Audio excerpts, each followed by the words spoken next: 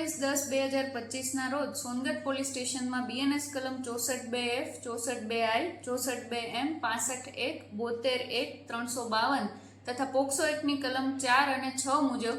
દુષ્કર્મનો એક ગુનો દાખલ કરવામાં આવેલ છે.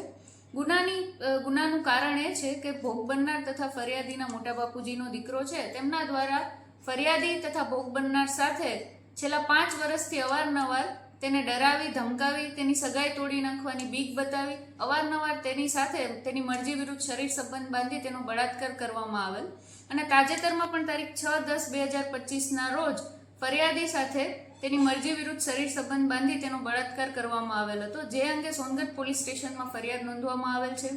આ ગુનાના કામે આરોપીની કાયદેસરની અટક કરવામાં આવેલ છે અને ગુનાની આગળની તપાસ છે સોનગઢ PI સોલંકી સાહેબ દ્વારા ચલાવવામાં આવેલ છે.